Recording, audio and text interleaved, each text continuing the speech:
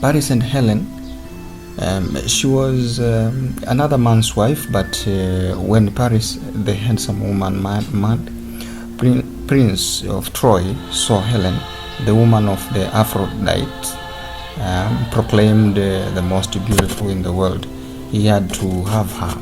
Helen and Paris ran off together, setting in motion the decade-long Trojan War.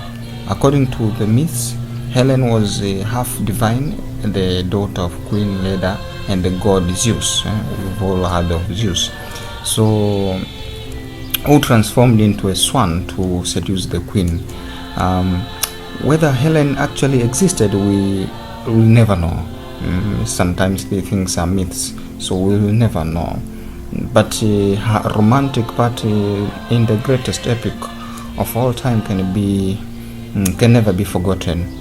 This will never be the first that launched 1,000 ships. Okay, so this is Paris and Helen. These guys fell in love, but we are not sure whether this was true, because they are saying it's a halfway. She was half divine, and we will never know if she really existed, so it can be also a mythical story. And the second one is Cleopatra and Mark Antony. We've heard of Cleopatra and Mark Antony. Brilliant to look upon and to listen to, with the power to subjugate everyone. That was the description of Cleopatra, Queen of Egypt. We've heard of Cleopatra, Queen of Egypt. She could have had anything or anyone she wanted, but she fell passionately in love with the Roman general Mark Antony, as Shakespeare depicts it. Their relationship was volatile, full. Don't you see now that I could have poisoned you 100 times had I been to live without you, Cleopatra said. But they risked all in a war on Rome and lost. They chose to die together in 30 BC.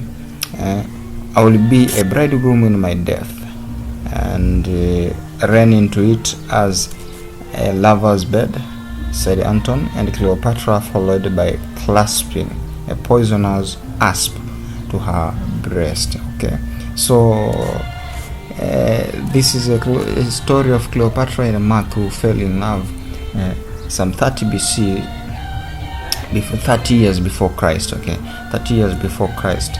And finally Cleopatra, clasped a poisonous asp into her breast. That's how we see their love ended. That's how their love ended.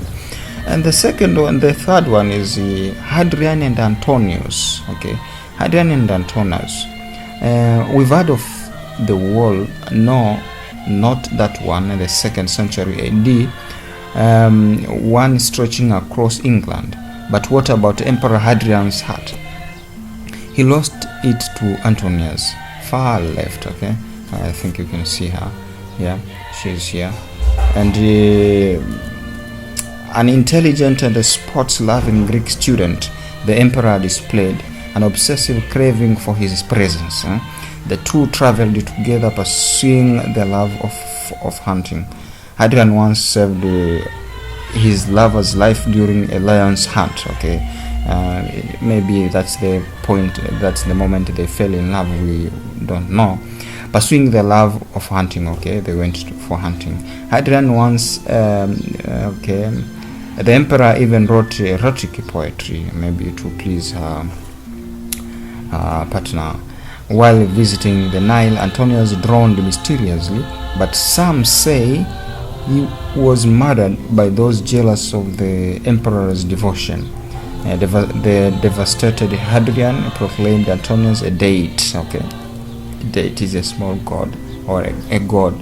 Ordered a city be built in his honor and named a star after him between Ego and the zodiac. Okay, so between Ego and the zodiac, a star was named after this man here. And the third is Henry II and Rosamund Clifford. Okay, the first Plantagenet king of England had a rich royal wife in Eleanor of Aquitaine and mistresses galore, but the love of his wife was fair Rosamond, also called the Rose of the World. To conceal the affair, Henry built a love nest in the innermost recesses of a maze in his park at Woodstock. Nonetheless, the story has it that Queen Helena did not rest until she found the labyrinth and traced it to the center, where she uncovered her ravishing rival.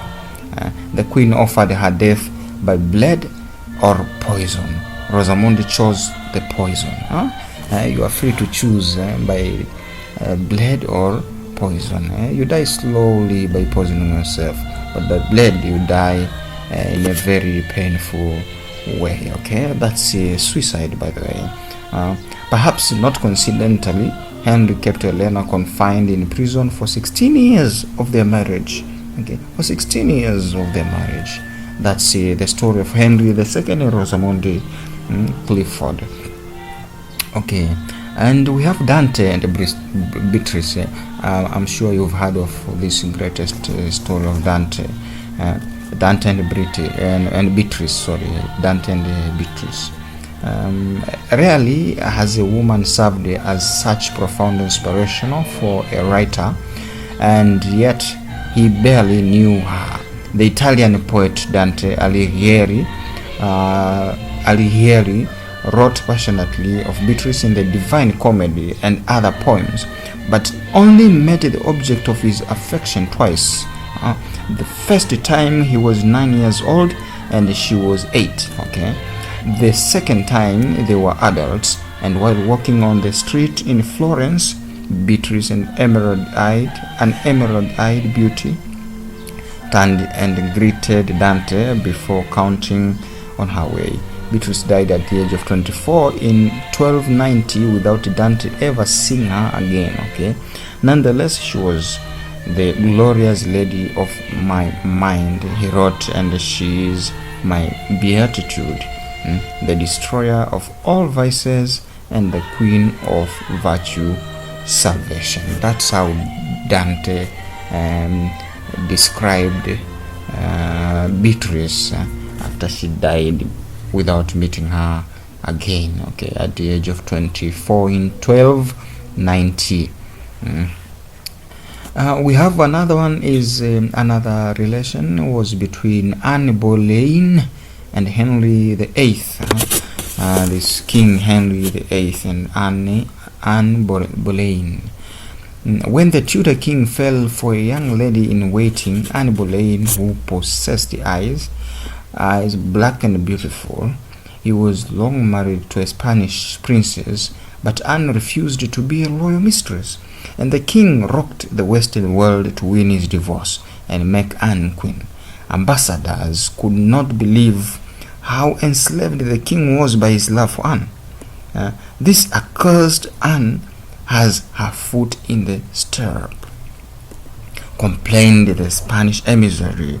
To comprehend the king's passion, one need only read his 16th century love letter, revealing his torment over how elusive she remained. I beg to know expressly your intention touching the love between us.